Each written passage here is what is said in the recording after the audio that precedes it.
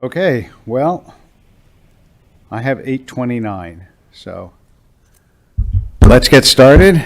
And whenever Facebook joins us, Facebook will join us.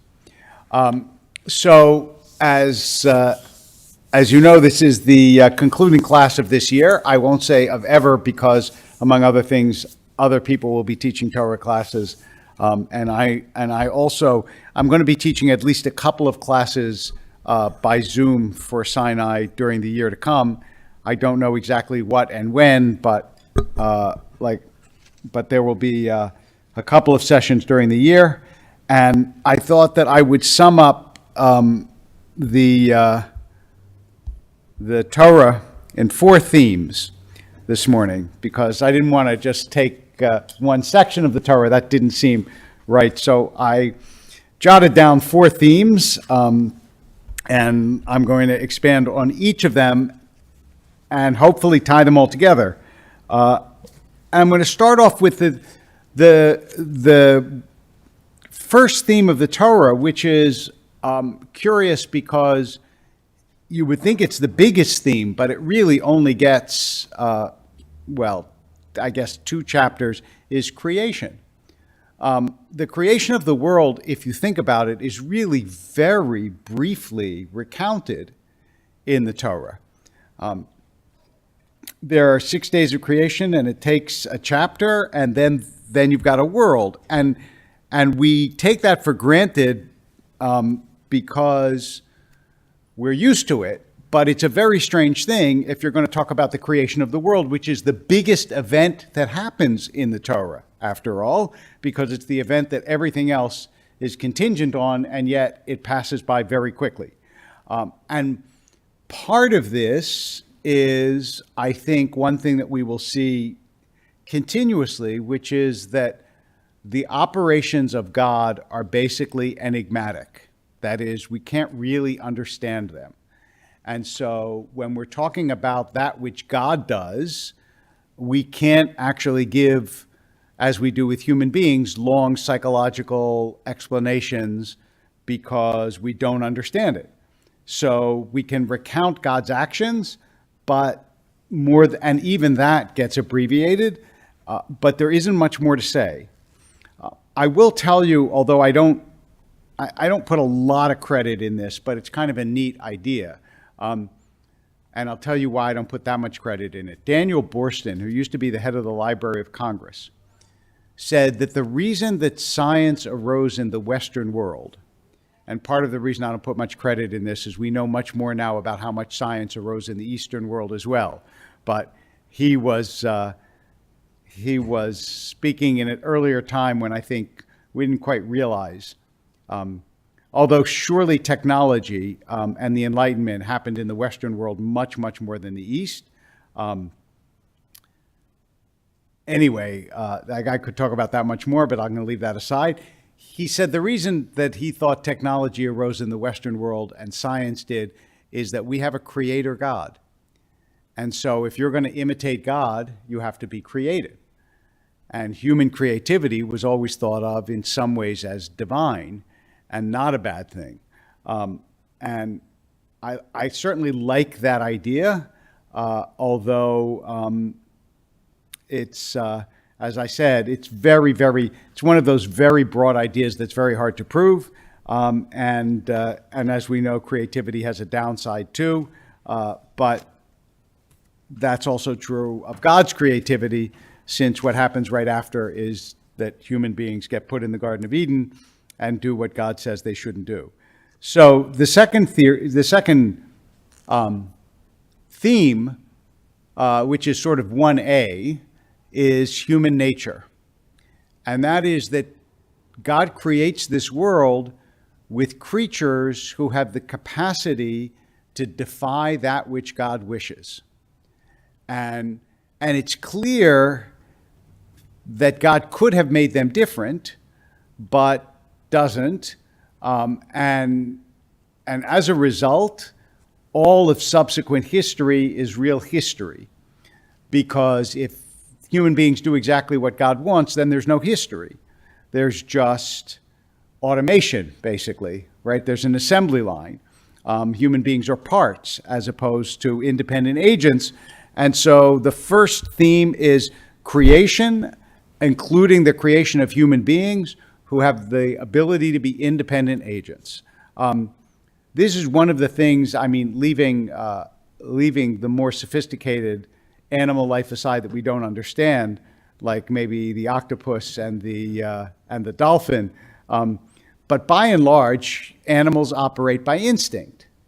And human beings actually can override instinct by thought, by ratiocination, right? Like your instinct might be to hit that person, but then you think that's not a good idea, I shouldn't hit that person. Or your instinct might be to eat that thing, but then you think it's not a good idea, I shouldn't eat that thing. As far as we know, at least in the animals we observe, it's not like the lion says, that antelope looks really good, but I'm going to let him go because I'm going to override my instinct and be compassionate. So human beings are created with this sort of dual function. They have independent will, and they also have instincts, and they have a constant battle within them and with God. And that's the setup. As you know, it does not go well, right? First you get Adam and Eve, and then you get Cain and Abel, and then you get the Tower of Babel. First you get the flood of Noah, and then you get the Tower of Babel. So the rebellion of human beings is set up as an almost constant at the beginning of the Torah. There's creation, there's people, and people are very problematic. The second theme is, and I wrote this morning actually on social media. The first verse I learned as a kid was Genesis 12:1. Lech lecha me'artzecha u'mimoladcha u'mibeit avicha el ha'aretz asher areka. I remember we all had to memorize that verse. Go from your house, your father's house, the place where you were born, to the land that I will show you. In other words, the beginning of, and this was not just me, that was often the first. It was in the yeshiva that I studied in for the first 10 years of my life in Harrisburg. The first verse they taught was God's charge to Abraham. And the reason that they started with that, I think their reason was that's the beginning of the Jewish people. But what we took from that on a deeper level, on a sort of symbolic level, is that life is a journey, that it always begins with a journey. And the theme of journey follows throughout the Torah, because not only does Abraham journey, but then most of the Torah is composed of, and now I'm talking the 5 books, most of the Torah is composed of the Israelites' journey in the desert. So the Torah is about a journey as well. And then even after they get into the land, which I'll talk about later, there are continuous journeys, because there's exile and there's return and there's exile again. And Jewish history is very, very bound up with the idea of journey and what the promised land means and the ways in which it is difficult to attain the promised land. So that is the second theme. After creation, I would say journey and wandering is the great second theme, and then is the revelation of God. Because at the beginning, to the inhabitants of the book, as opposed to the reader of the book, God is very mysterious, right? God comes to Abraham, but God doesn't say, by the way, I'm the creator of the world, and this is what I do, and no, he just tells him to go. And he comes to Moses, and similarly, and then he works all these wonders in Egypt, and still doesn't really reveal, I want to say himself, herself, itself, God's self. And in fact, when Moses says to God, tell me who you are, they're not going to believe me. So who should I say sent me? God says, Eheyeh asher eheyeh, I am that I am, which, first of all, of course, is not really much of an answer. It's David Steinberg in his biblical routines has a bit about that. Moses says to God, who shall I say sent me? And God says, whom? And so Moses goes, whom? And God says, I am that I am. And Moses says, thanks for clearing that up. And he's right. It's like, what is I am that I am? But even more interestingly, Moses never goes to the people and says, I am that I am sent me.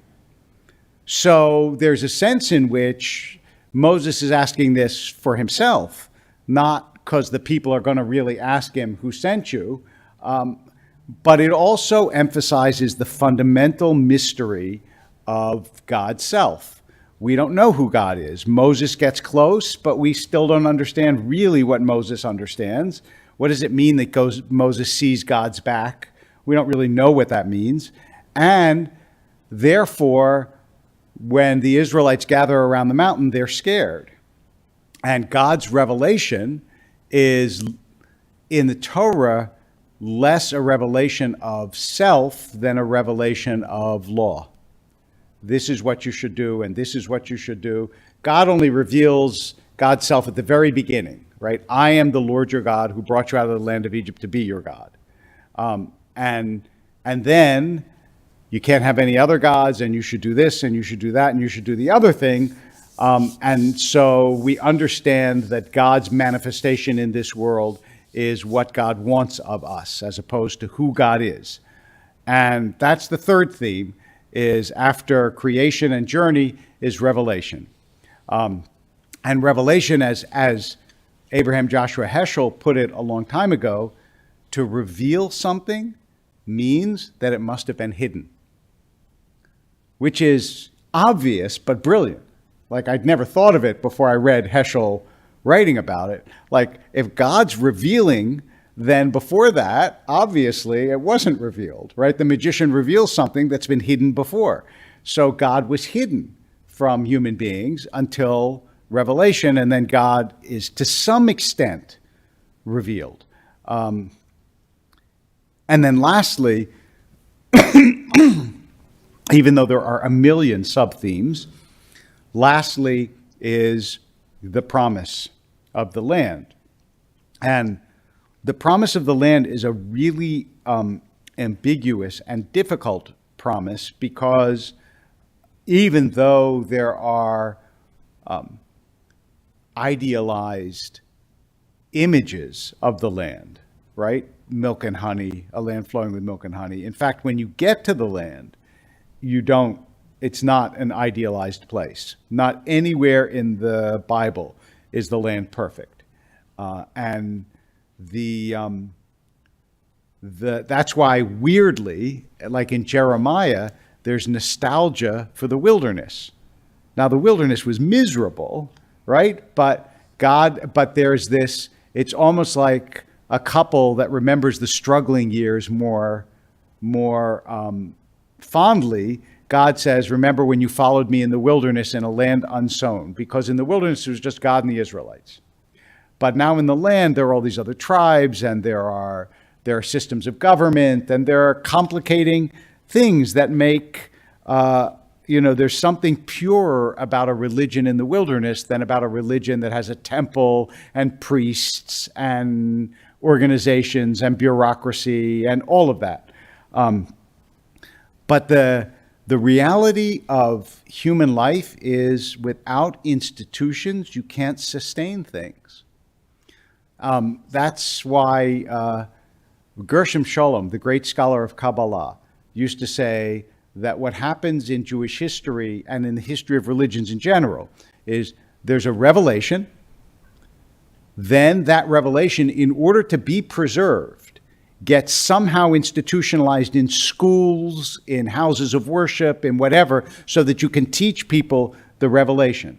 And because it gets institutionalized, it gets less dramatic and beautiful and moving and so on. And then mysticism comes along to try to reinvigorate the original revelation, to recapture the original revelation.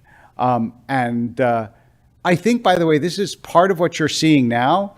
Like in Judaism, there is a spiritual like seeking among younger people that involves things like psychedelic drugs and meditation and so on. And what are all those things? They're an attempt to recapture something of the original experience that's very hard to do if you're sitting in fixed pews and you have someone say, open to page so-and-so. I mean, just think about the difference between that, and standing around the mountain in the wilderness with thunder and lightning. It's very different.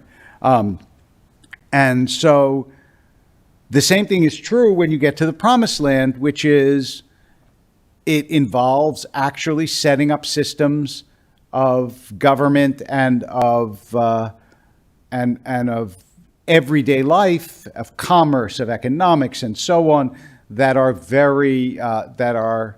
much less inspiring, but essential.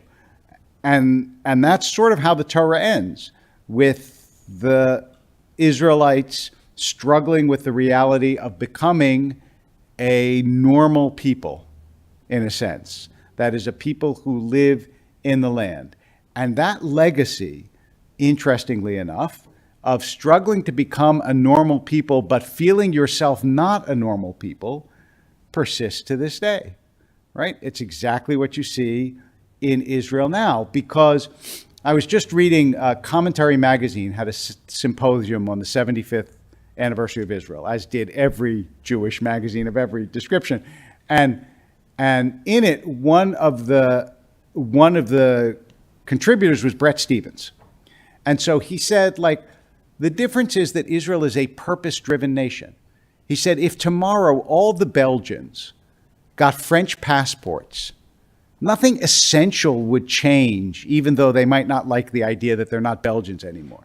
He said, but you can't imagine all the Israelis getting another passport because they have a mission to be Israel, which is different from the mission to be Belgian. And that is true. It's a purpose-driven. It's not just nationalistic. It's like we're here for a reason in the world. And some nations have that and some nations don't.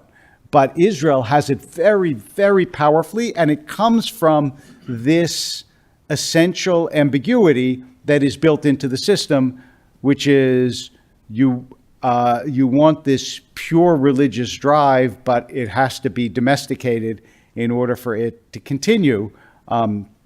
And I think, by the way, in Israel today, even you see this in the combined admiration and disapproval that the settlers evoke in Israelis. There's a part that admires them because they have that sort of pure pioneering spirit that goes back to the purpose-driven, but the part that wants it to be ordered and regulated and to live in peace with your neighbors and so on and so forth, that part doesn't like it. But that tension is built into the system. It just is. And so I think that in that way, the Torah very powerfully reflects the different sides of human beings, which are, on the one hand, the side that wants inspiration and excitement and poetry and all those sorts of things. It's like in Brave New World. I don't know if you ever read that book, but in Brave New World, they invent this drug called Soma. And Soma basically makes you happy, right? And you can live a very happy life. And the savage, and he's called the savage, doesn't want to take it. And he says, I want unhappiness, I want sin, I want evil, I want inspiration, I want poetry. He wants all those things that we think of sort of peaks and valleys of life. And that tension is deep within us and is differently distributed in different human beings. But the fact, to go back to the beginning, that we start with a journey suggests that we'll never extirpate, we'll never get rid of that inspirational beginning. We'll never be satisfied with just, okay, let's all settle down and live lives of what Thoreau called quiet desperation. Okay, so there is a summary of the major you could divide it up very differently. I thought of other ways that you could talk about the themes of the Torah. You could talk about it certainly in terms of peoplehood, because most of the Torah is about the Jewish people and their mission in the world. You could talk about it in terms of the way in which God tries to create a world of goodness and the struggles with that. But I will leave it at that for now and ask if there are questions or comments along the way. And also I'll take a look and see if there are any here. Maybe the need for more direct experience is what brought about Christianity mysticism. Well, it brought about, there's certainly true that Christianity, at the time, by the way, as you may or may not know, at the time that Jesus came along, there were a lot of messiahs. Like, Jesus was not the only messiah that was running around at the time. He was clearly the most successful subsequently, but the belief that a Messiah has come, which happened again, I mean, it happened a couple times in Jewish history, David Reuveni and especially Shabtai Tzvi, the belief that a Messiah has come is another way of reinvigorating this mystical sense, no question about it. And it has happened, not only has it happened, it's not just that the Messiah has come, but also the expectation that the Messiah will come, is a very invigorating. I mean, Chabad is a mystical sect, right? Chabad is very deeply influenced by Kabbalah. I don't know if you know this or not. And both the Kabbalistic expectation and the Messianic expectation, both of them give this inspirational kick to people in a way that,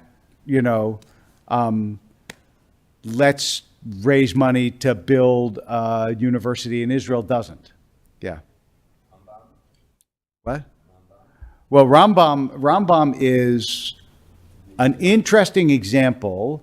Maimonides is an interesting example of a non-ecstatic Jewish believer, because his very famous messianic passage at the end of the Mishnah Torah says basically that the world is going to continue the way it is now.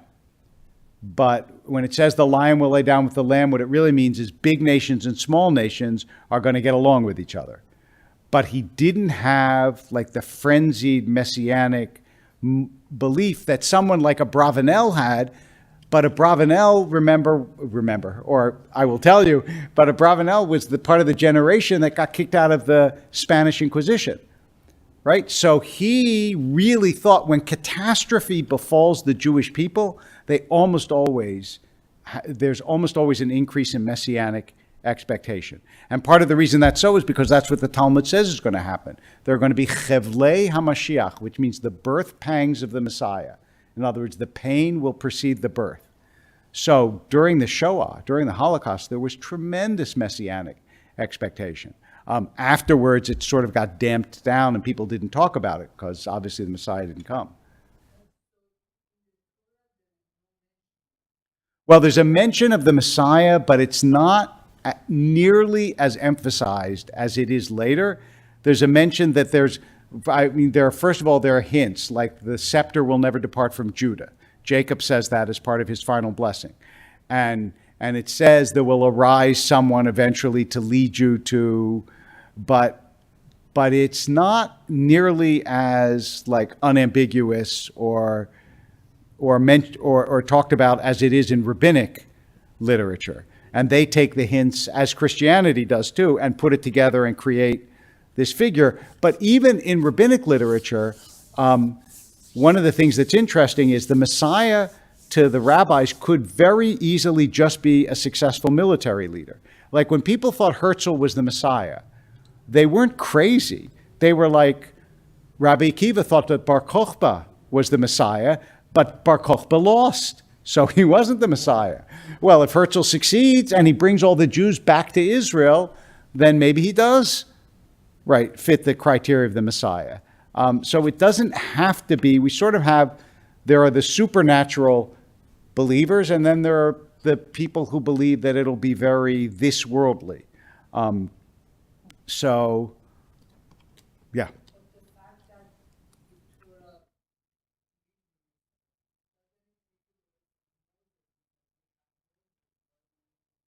Well, yeah. So Moses is not a messianic figure. Um, he's and in fact, there are things in the Bible itself that deliberately diminish Moses, right? The fact that he sins, that he doesn't get to go into the land, that he's not mentioned at the Pesach Seder. There's an attempt to say Moses was the greatest of human beings, but a human being, still a human being. So that's why I always say, like, that I don't know if they still do, but a lot of Christians used to go around wearing this bracelet, what would Jesus do? No Jew would ever wear what would Moses do. You just wouldn't do it, right? Because because Moses would sometimes get it right and sometimes get it wrong. So you don't, in other words, there's no single example in Jewish history of someone who is faultless. And one of the objections to rabbi worship, and there are movements in Judaism that really worship there. One of the objections is exactly that, which is we don't make superhumans out of humans. We're not supposed to do that. And this, by the way, was an early criticism. You may or may not know, when there were these fights between the Hasidim and the non-Hasidim. One of the savage criticisms of the Hasidim was that they made their rebbes into demigods. They made them way holier than they in fact should be thought of, because they were human beings like everybody else.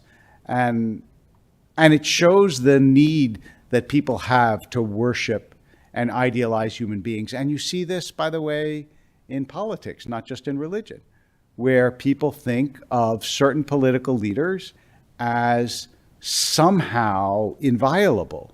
But I think that Judaism ought to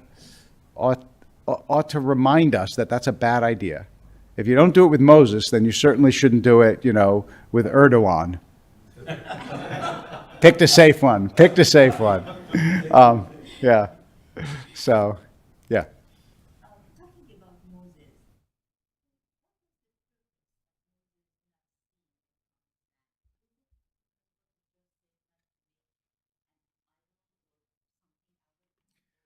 So I can give you a couple of different explanations why Moses didn't get to see the promised land. One is maybe not making him an idol. You don't want to make him perfect. The second is that he might not have been the right leader. He was the right leader for the desert. It doesn't mean he's the right leader for the promised land. The third is to prepare the people for the reality of change.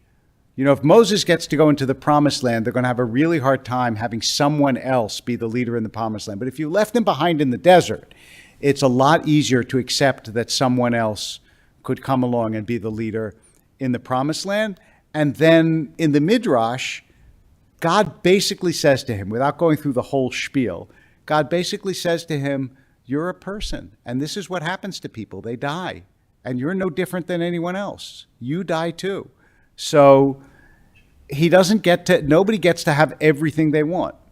Moses got to have a lot, and Moses got to see God face to face, got to be the leader of the people, got to be the major character in Jewish history and in the Torah. So there was something he didn't get. at the same time,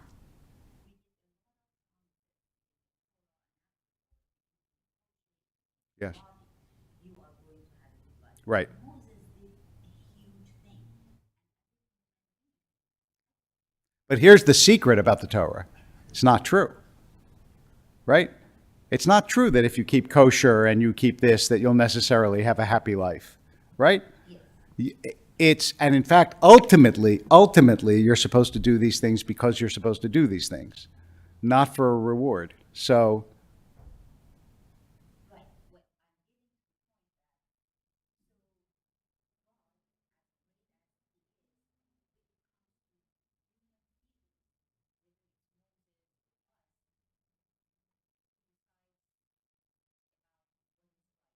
decides you get some things and you don't get others. Yeah, exactly. Um, I mean, that's the unsolvable, pain of life is that's the reality. And everybody has elements of their life, almost without exception, where they think, you could have just given me this. I mean, it's like, I could have just had this, wouldn't have been so hard. So Moses too. Yes.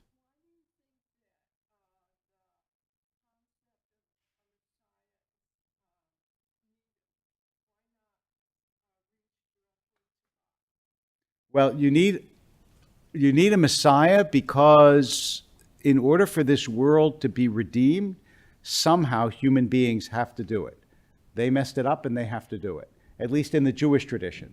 And God doesn't sweep down and make everything perfect. And so it's more of a struggle than that. And I think that it's a very human way. There is a world to come, and a world to come, maybe God superintends that. But in this world, it's supposed to be human beings that do it. And the other thing that it does is it moves the direction of hope from the past to the future, right? So, and also, Jews use it in a very particular way, which is, it's why you have a Kisei Eliyahu at every bris, because every kid could be the Messiah. And so it's a constantly renewing hope. So I think those are probably the reasons. And I like the idea that deliverance will come ultimately as a product of human effort and ingenuity and so on and so forth, as opposed to just one grand miracle where God will sweep down and everything will be fine. So.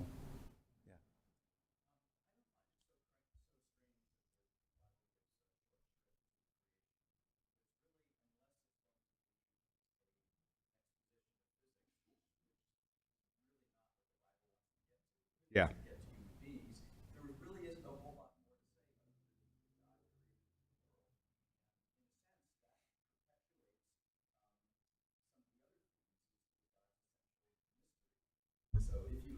Right. Right. I agree with you. So So maybe it was inevitable that creation had to be a mystery. As you said, we're not going to get physics in the Torah, and how much more is there to talk about? Although you could detail creation a little bit more, but all right. We got 3 good comments I want to share with you on the Facebook page. One is from Michal, who says about messianism being an age as opposed to a person. That is certainly true, that some thinkers think of it as an age. It depends who you talk to. Maimonides is more on the age side. Thinkers like Abravanel and the mystics are more on the person side. I think in modern times, the liberal movements think more of a messianic age than they do of a messianic individual. That is, human beings together in concert will create a more messianic age. Chaya says, to begin again, you need a clean slate. And that's why Moses is left, because to start in Israel, you have to start anew. So you can't start anew if you got Moses looking over your shoulder. And then David says, and yes, I think this is a nice way of thinking about it. By keeping kosher and doing things the Torah require us, it makes us question and then get us closer to God, which will bring us a happy or fulfilled life. One hopes so. I think that at least in theory, it should work that way. And then Michal says, how do we deal with radical messianists in our age that are putting us at risk? That is an excellent question. Next.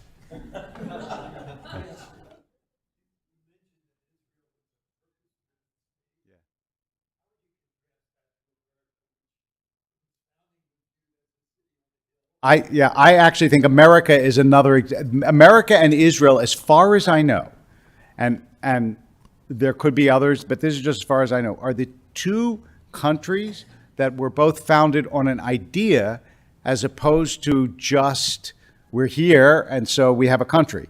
And I don't know of any other nations that may actually, weirdly, maybe Australia, because people did go to Australia. I don't know if they went there with an idea. They went there as a penal colony. So maybe just, no, maybe not. Maybe beer was, but Israel and America are both that way, but they're very different in other ways.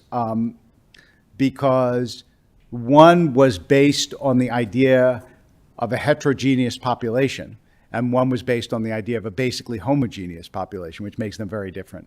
I think this is my pet theory for why America both has the problems it does and has the great virtues it does, which is when you mix populations, you get tremendous dynamism, creativity, ingenuity.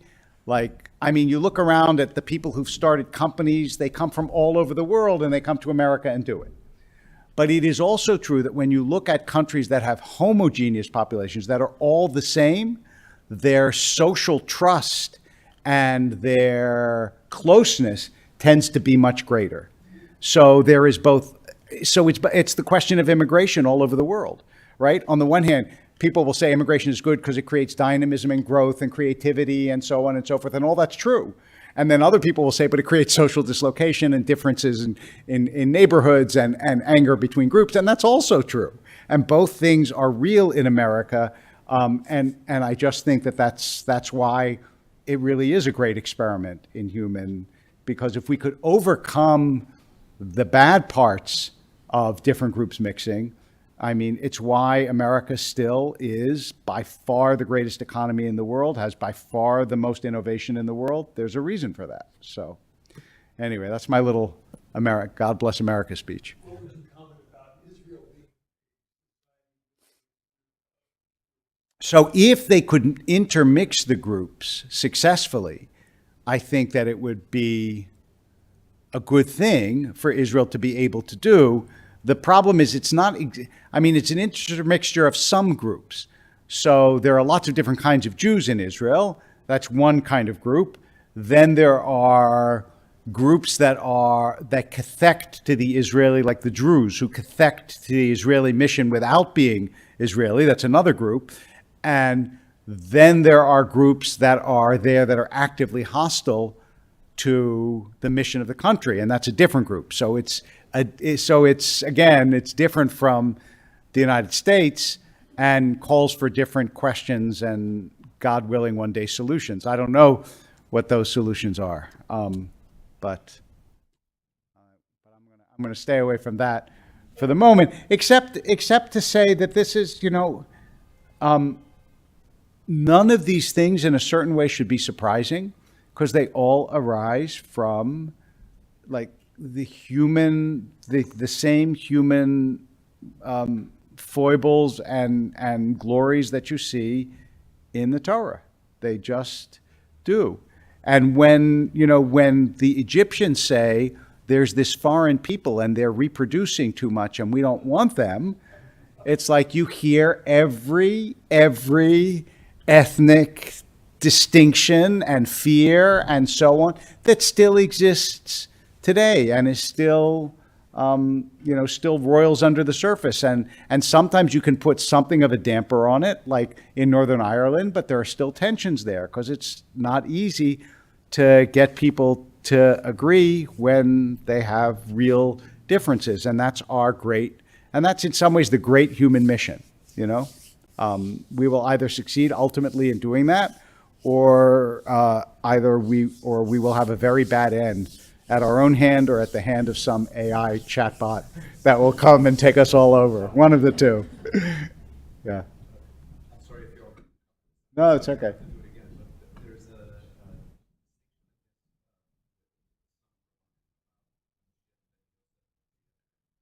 Yes.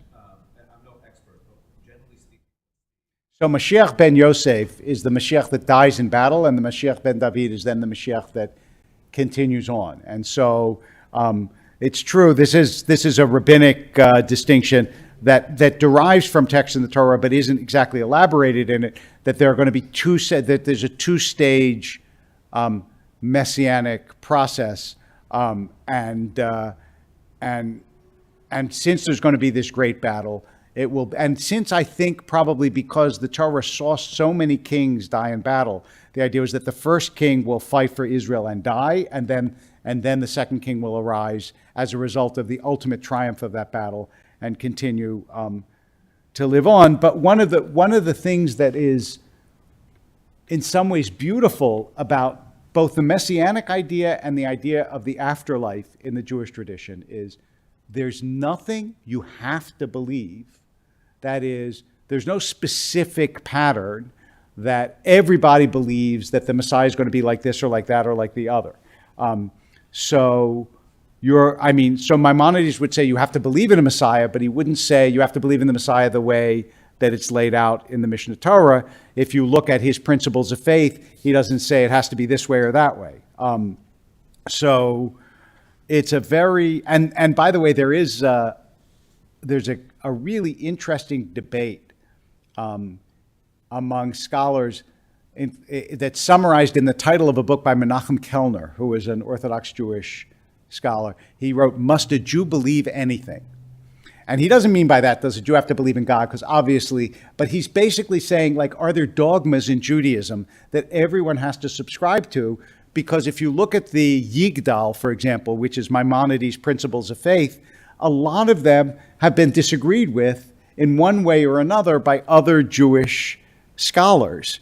And so it's real. There are certain sects of Judaism that will say you have to believe this, that, and the other thing. But there are really very few things that are dogmatic beliefs that, and certainly none of them around afterlife or Messiah. Much more the things that affect how people conduct themselves in this world are the dogmatic beliefs. So, yeah.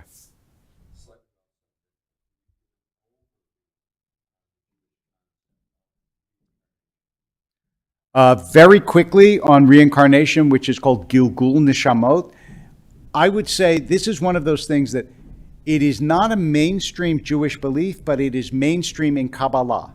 So to the extent that Kabbalah is part of the mainstream, and that's a big argument that I'm not going to enter into, it's so the mystics, famously in Tzfat, they were always talking about reincarnation, is this belief that all the souls come back, but they don't necessarily, at least in the mystic, they don't necessarily even come back as human beings. Sometimes they do, but sometimes not. Sometimes they come back as animals or insects or other living things. Seriously, but I would say that this is part of the impossibility, as anybody knows, who has ever had someone close to you die. It's impossible to understand. It's like, how could that person have been there yesterday and not be there today? It's just like the human brain is not configured to understand that. So every way in which that person is still there has been thought of, reincarnation, afterlife, resurrection of the dead, ultimately, all those ways. And all of them have a place in Judaism. We'll see. 1, 2, 3. So there's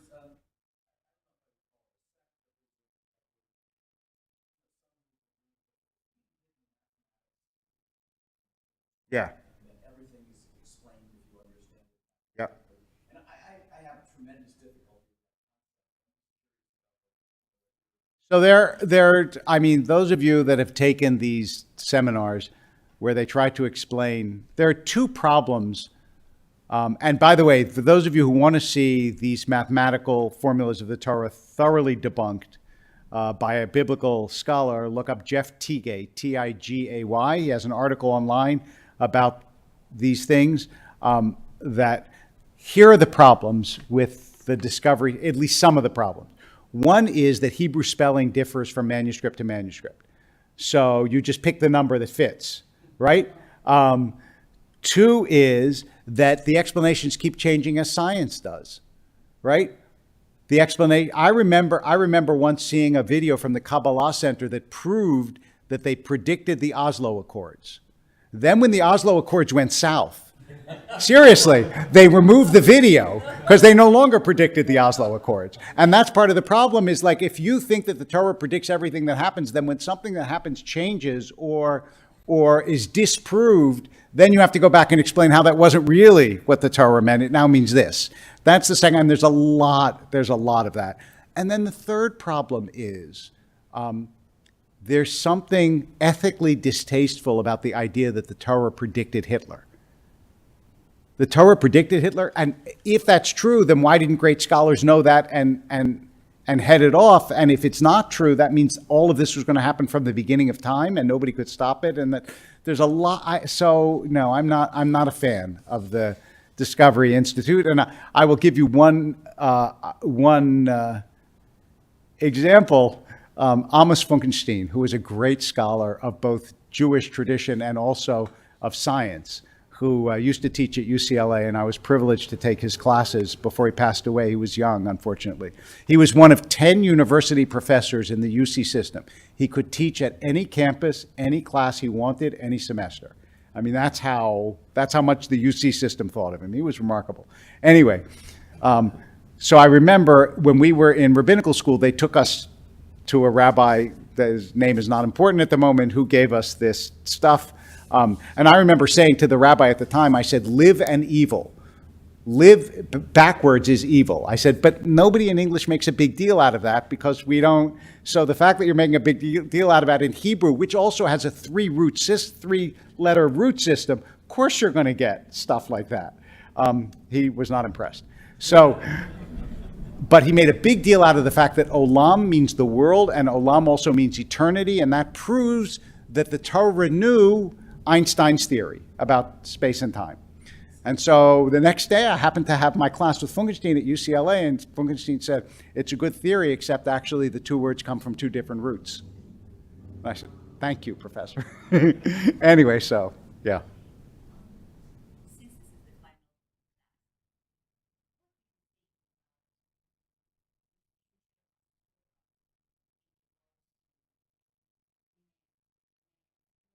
What do I think about the future of Torah in regards to women, men? I think people will continue to disagree about it.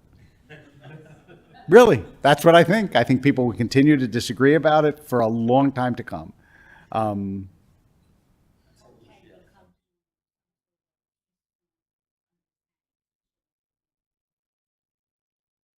Well, it depends what you're asking. If you're asking whether Jews will agree about the implications for men and women, no, they won't agree. If you're asking how women in the modern world can understand the subordinate place of women in the Torah, my answer is it was an ancient society, and there are a lot of things we understand that they didn't. So let me put it this way. How do you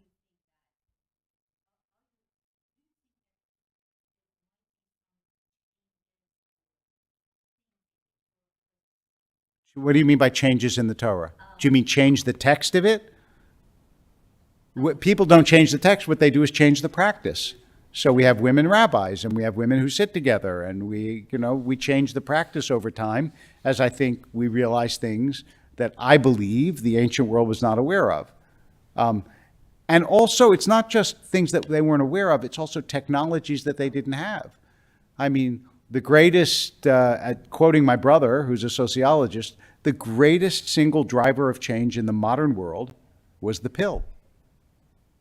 Once women didn't have to have children at 12 and 13 and 14 and 15 and 16 and 17 and 18, they didn't have to have 20 children, and every act of sex didn't result in pregnancy, it was inevitable that the social position of women was going to change. And thousands of years ago, people didn't think that way. I mean, they tried primitive methods of birth control, but they were not successful enough to create a social revolution. So, Nora.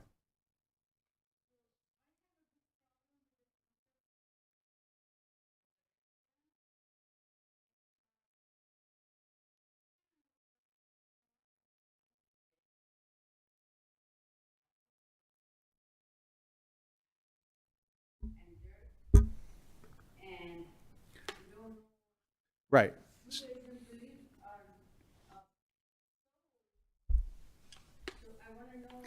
So I'll close with this. Let's close with resurrection, since we may have the class again sometime in the future. Right. So I think for modern people, the idea of resurrection is much harder to believe than that the soul lives on. But I will say two things in favor of resurrection, even though I also find it harder to believe than that the soul lives on. One is there is something nice about the Jewish belief in resurrection because it affirms the goodness of the body, that the body's not a bad thing, which means that in the end of time when we're resurrected and we're in the perfect state, we'll actually have a body.